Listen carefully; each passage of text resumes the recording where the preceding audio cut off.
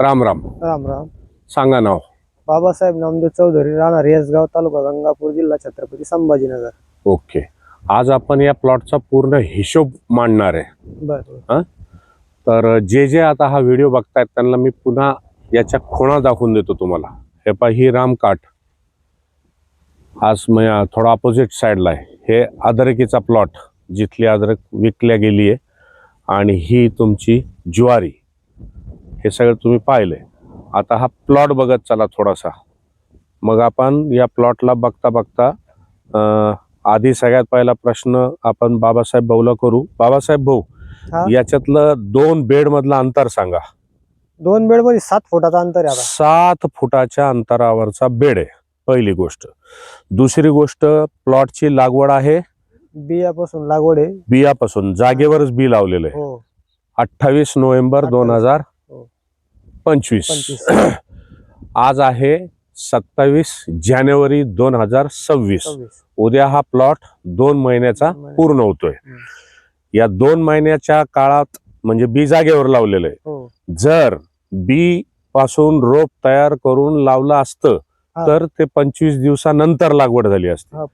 मग हा प्लॉट 60 दिवसाचा आहे, त्याच्यातून आपण 25 दिवस मायनस करणार. जस काय आपण रोप आणून लावलं तर खाली शिल्लक राहतात 35 दिवस. 35 दिवसाचा प्लॉट आहे शेतकरी बंधूंनो. 7 फुटाचा बेड आहे आणि याची क्वालिटी आपण बघतोय. आता हे बघा, व्हिडिओ मध्ये सगळी दुनिया क्वालिटी सांगते. हे एक मध्ये फळ पण दिसतंय जरा बऱ्यापैकी, इथं पण दिसतील.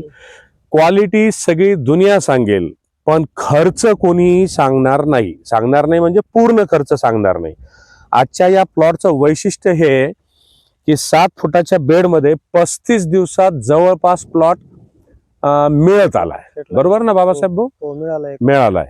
आणि 7 फुटाची त्याची रुंदी आहे.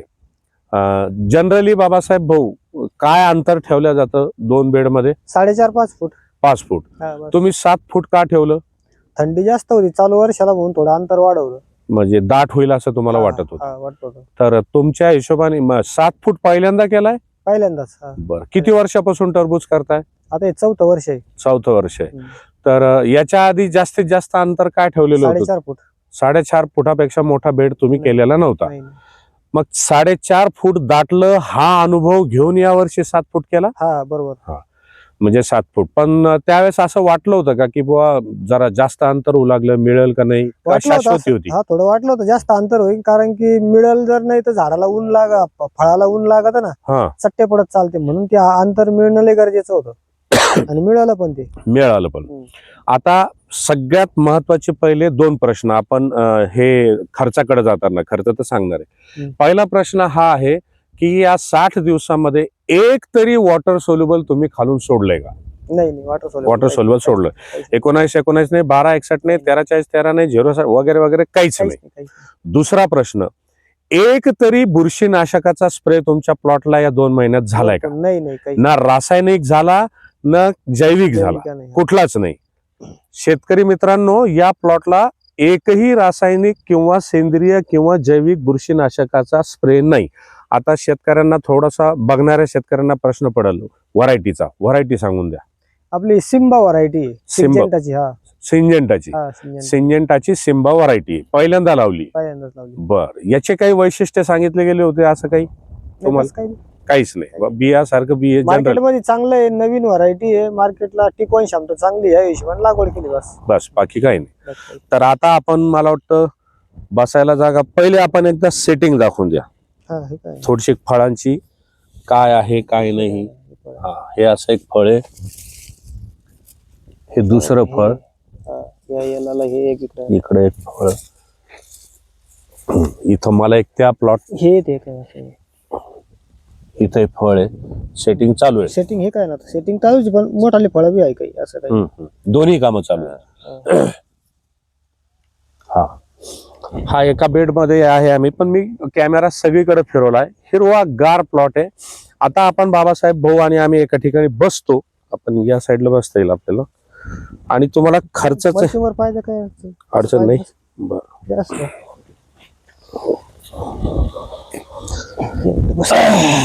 बाबासाहेब भाऊंनी सगळं टिपण लिहून आणलंय. आपण जाणून घेऊ त्यांच्याकडून. आम्ही सगळ्यात पहिले खालचा जो खर्च आहे तुम्हाला सगळ्यांना सांगून देतो की खर्चामध्ये आम्ही मल्चिंग, बी आणि लागवड हे धरलेलं नाही.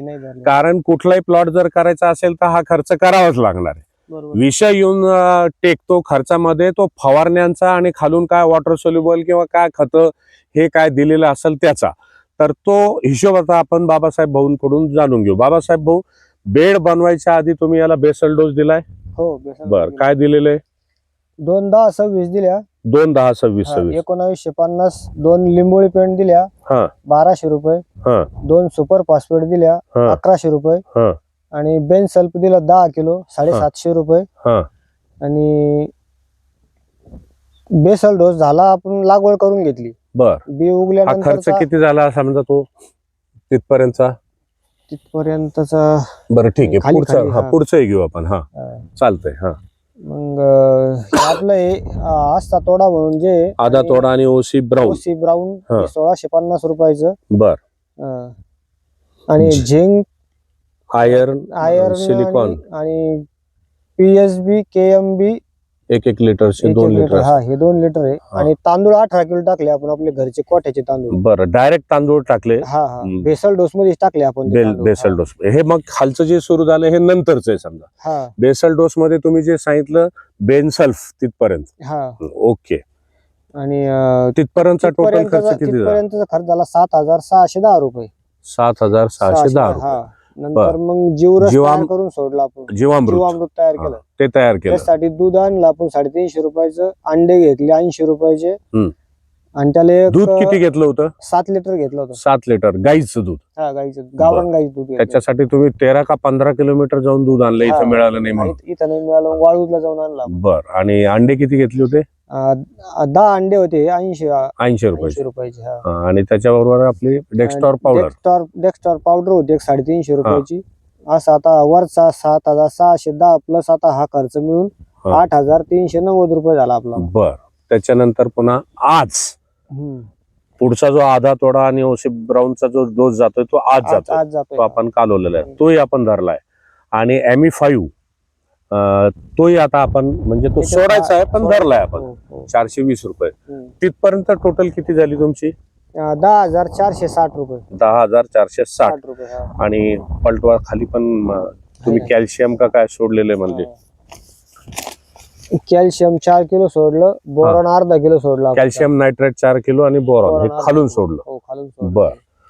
तिथपर्यंत झाला सगळा खर्च खालचा? 940.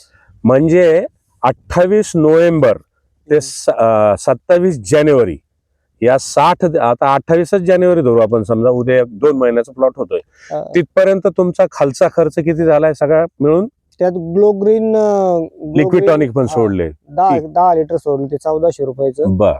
तर मग तो खर्च आपला 12,340 रुपये खालचा. हो. 2 महिन्यातला तुमचा खर्च 12,340 रुपये. हा दरवर्षीपेक्षा कमी झालाय? कमी झाला. कमी होण्याचं कारण काय आहे?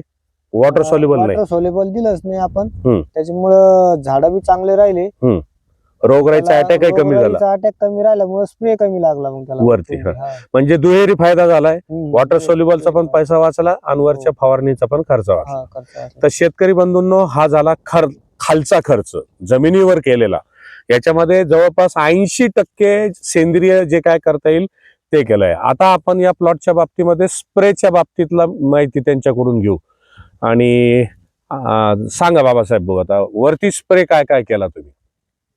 पहिले आला मावा आलता, त्यावेळेस आपण त्याला स्लेअर प्रो आणि बायो 303 हे 450 रुपयाचं. अच्छा. आणि मग स्टार गोल्ड नागाळी आली होती म्हणून नागाळीसाठी ते 410 रुपये. 410 रुपये. आणि लिक्विड टॉनिक म्हणून एक लिक्विड टॉनिक प्रीमियमचा स्प्रे. त्याच्या त्या किती 5 बॉटल सोडल्या आपल्या सोडल्या म्हणतो फवारल्या आपण 5 बॉटल. त्याचा खर्च किती येतो? 375 रुपये. आणि शेवटचा प्लॅन्टोनिक्स म्हणून मारला आपण ते एक वरून. प्लॅन्टोनिक्स किती पंप झाले ते? 5 पंप झाले त्याचे. 80 रुपये पंप पडला. त्याची 400 रुपये झाले त्याचे. टोटल किती झाली त्याचे? झाले 1,635 रुपये. 1,600 म्हणजे 1,635 रुपये. आता खालचा आणि वरचा टोटल स्प्रे दोन्ही. किती झालेला आहे? खर्च दोन्हीचा हा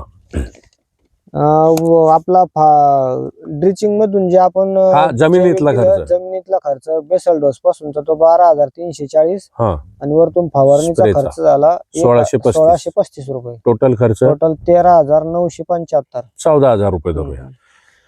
आजपर्यंतच. मग विश्वास ठेवायचा तर ठेवा, नाही ठेवायचं तर याला अफवा समजून सोडून द्या की ही अफवा आहे. परंतु स्वतः शेतकरी आहेत आणि आतापर्यंतचा खर्च सांगितला 14,015 धरतोय आपण, 13,975 रुपये आणि तो आता आपण 14,000 धरतोय. तर हा आपल्याला प्लॉटचा खर्च. आता आपण थोडस फिरून हा प्लॉट दाखवू आणि व्हिडिओ या ठिकाणी संपवू.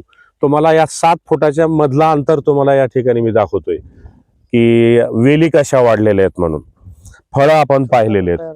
आता थोडी अडीअडचण राहते, खाली वेलीचा नाश होऊ नये, एकही बुरशीनाशक नाही आणि एकही वॉटर सोल्युबल नाही.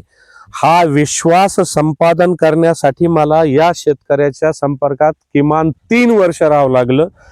3 वर्ष विविध प्रयोग विविध पिकावर केले आणि त्याच्यानंतर त्यांना खात्री पटायला लागली, म्हणून त्यांनी ही डेअरिंग केली.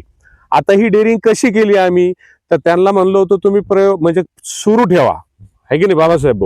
आणि तुम्हाला जर वाटलं की नाही प्लॉट फेल जाऊ लागला तर आपलं जे काय वॉटर सॉल्युबल किंवा तुमचं जे नॉलेज आहे ते तुम्ही देता येईल. बरोबर आहे. आताही आपली चर्चा झाली होती की आता आपल्याला साईज साठी काम करायचं, तर त्यावेळेस काय सोडायचं म्हणले होते तुम्ही आता याच्यावर 13-40-13 सोडायचं ठरवलं होतं. आम्ही ब्रेक मारायला लावलाय कारण इथपर्यंत खात्री झाल्यामुळे तेही तयार झाले आणि आता आम्ही याला MA5 आणि आधा तोडा OC ब्राऊन हे सगळं सोडून 8 दिवस अभ्यास करून मग नंतर आम्ही याच्यात काय जर केमिकल सोडायची आवश्यकता वाटली तर आपण सोडू शकतो. पण तब्बल 2 महिने काहीही सोडलेलं नाही म्हणजे केमिकल मधलं. याच्यात बाबासाहेब भाऊ आपला एक खर्च ऍड करायचा राहिला, एकदम बारीक जर धरायचा तर हे जे स्टिकी ट्रॅप तुम्ही लावलेले आहेत समजा आणि काही ठिकाणी ग्लास पण लावलेले आहेत, मक्षिकारी ग्लास. तर ठीक आहे, त्याचा अंदाजे खर्च किती असेल? 400 रुपयाची मक्षिकारी ग्लास देणे, ट्रॅपचे मला वाटतं 100 रुपये लागले ते, म्हणजे 500 रुपये तो अजून ऍडिशनल होईल. अशा पद्धतीने एकात्मिक पद्धतीनं बिना रसायन वापरता फक्त दाणेदार मधल्या बॅग आणि जे काय त्याला बेसल डोस तोही मी देऊ दिला नसता, पण मग जर प्लॉट फेल गेला असता तर त्यांच्या मनामध्ये त्यांना शंका राहिली असती, म्हणून त्यांना तो देऊ दिला आम्ही. तो प्रयोग पुढच्या वेळेस करता येईल. तर मी व्हिडिओ थांबवतो, त्याच्या आधी तुम्हाला पुन्हा एकदा दाखवतो. हीच ती रामकाठ ज्या ठिकाणी आम्ही उभा राहून व्हिडिओ केलाय. हाच तो अद्रकीचा प्लॉट जो तुम्हाला मागच्या व्हिडिओमध्ये दाखवलाय. हा आता भाग 2 म्हणून मी टाकतोय आणि हीच ज्वारी ज्या ठिकाणी तुम्हाला खून म्हणून दाखवलेली आहे. तर बाबासाहेब भाऊ तुम्ही प्रयोग करायला तयार झाले, तुम्हाला हळूहळू तसे रिझल्ट येत गेले, त्याच्याबद्दल तुमचे सुद्धा खूप अभिनंदन आणि आभार. तुम्ही याच्या आधी कोणकोणत्या पिकावर सेंद्रिय रासायनिक करायचा प्रयत्न केलेला आहे? अद्रकीमध्ये कपाशीला पण केला, कपाशीला आणि कांदा तर तुम्ही मला वाटतं 3-4 वर्षापासून करताय. कांद्याचा एक स्वतंत्र व्हिडिओ होईल. तर शेतकरी बंधूंनो, खर्च वाचवायचा असेल तर बघत राहा माझं YouTube चॅनल संतोष धुमाळ शेतकरी मित्र. पिकासोबत जमिनीची काळजी आणि म्हणून म्हणतो आम्ही खिशाची काळजी. तर या ठिकाणी आता आपण थांबतोय. धन्यवाद. फ्लावरिंग फुलं पण बऱ्यापैकी आहेत आणि आजचं वातावरण जर पाहिलं तुम्ही, हे फळाची सेटिंग तर आता जवळपास सगळ्याच ठिकाणी आहे. कुठेही बुरशीजन्य आजाराचा प्रादुर्भाव नाही. त्याचं कारणच आहे की केमिकल कमी केलंय. हे इकडे एक फळ दिसतंय आम्हाला, मोठं आहे बरंच. पलीकडे सेटिंग तर सगळ्या ठिकाणी आहेच, काही विषयच नाही. तर बघत राहा माझं YouTube चॅनल संतोष धुमाळ शेतकरी मित्र. पिकासोबत जमिनीची काळजी आणि खिशाची काळजी महत्वाची. पुन्हा एक शेवटी तुम्हाला थोडासा प्लॉट चांगला दाखवून देतो. धन्यवाद.